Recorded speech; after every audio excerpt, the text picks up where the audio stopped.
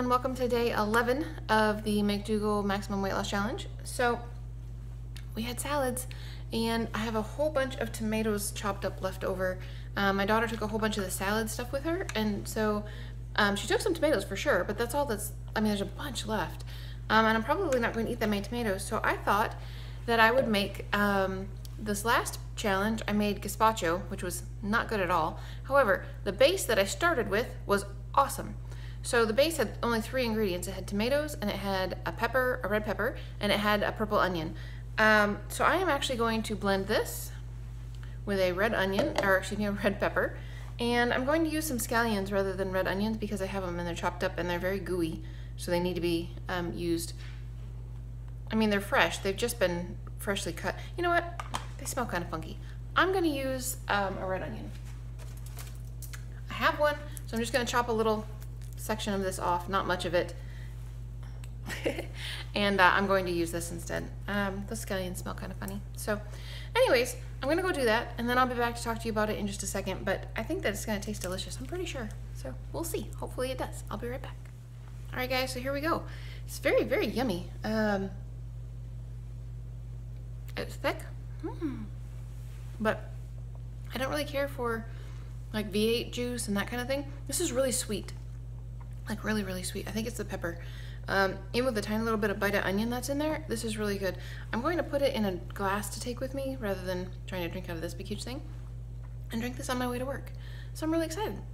I'm also just going to eat leftovers. I've got a bunch of leftovers still, including like the pineapple fried rice and again, I don't know why it was called sweet Thai fried rice because I don't know where the Thai part comes from. But anyways, the pineapple fried rice is what I would call it. But so I have plenty of food to take with me, so I don't really need to take anything else. But yeah, that's it for me. I am going to toodle off to work. I've heard from one of my coworkers that it's crazy busy and to bring my running shoes. So that's a good thing. Makes the night go by faster. So anyway, I will talk to you guys again soon and hope you're having a great day. All right, guys, so I am home and I am wanting to make, I've wanted to make some baked oatmeal for like a few days now. And I just haven't gotten around to doing it and hadn't found a recipe that I really thought I wanted to do. But my bananas are super, super awesomely gross now. So I actually got 4, these are falling apart. They're so wonderful. Anyway, so I've got 4 bananas, so I'm going to make a double recipe, which should make 12 muffins. I got this recipe. I'm going to use the one, I have another one that has pumpkin in it, but I don't have any pumpkin. That would have been really yummy too. Anyways, this one is called Vegan Baked Banana Oatmeal Cups, and it's from detoxinista.com, which, okay, detox, whatever. I guess that's their fashionable way for their website. That's cool. Whatever. Anyway, so preheat your oven to 350 degrees if you want to make this. And this, I'm just doubling the recipe so that it makes 12 muffins. I'm going to make 3 that are the way that I show you, and then 9 that are going to have a small amount of brown sugar in it. So that the other 9 are for my kids, and the 3 are, 1 or 2 will be for me and 1 will be for my husband, just to see if he likes it. He doesn't usually eat muffins when I make them, sometimes, but not usually. He would much rather have an apple and peanut butter for breakfast. Anyway, so first things first, you want to take 2 bananas, except I'm doubling the recipe. So 4 bananas, this is for 12 muffins, 4 bananas, and mash them. I'm gonna use this guy. Usually I use the one that's kind of like this. I prefer that one, but the bottom of my bowl is not very big, so I'm going to use the round one. So you want to mash your bananas and then add in 1 cup of gluten-free, well, it doesn't have to be gluten-free if you guys don't need it to be. Anyway, 1 cup of rolled oats. I keep telling you what the ingredients are for one recipe. Let me try this again. 4 bananas, 2 cups of oats, 1/2 cup of water. I'm leaving the salt out, and I'll tell you why in a second. You want to use 1 teaspoon of ground cinnamon. I'm also leaving that out because my boys can't have cinnamon, but I'm going to sprinkle some on the muffins that I'm going to be eating. And then 1/2 teaspoon of baking soda, and you want to make a chia seed egg. So the way that they do it, and this would work just fine, you take 1 tablespoon of ground chia and 3 tablespoons of water, mix it together really, really well, and then let it sit for like 5 minutes.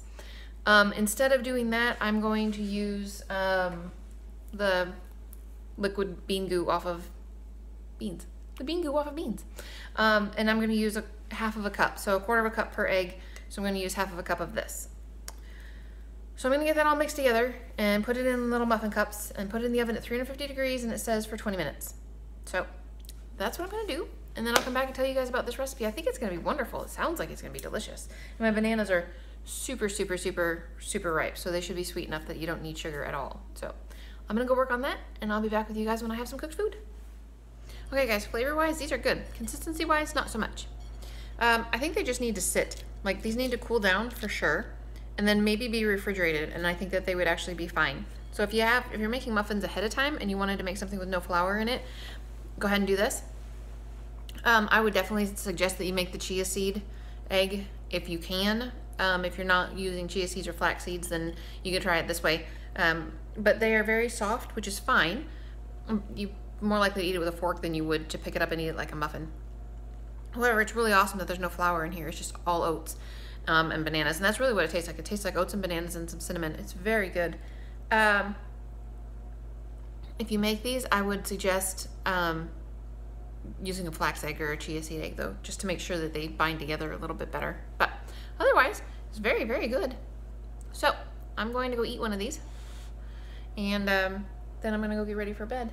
But I hope you guys are having a good one. And if you have any really good recipes that are like baked oats that work really well for you, let me know, because I would like to try something else too. That's good though. Alrighty guys, have a good one. Bye.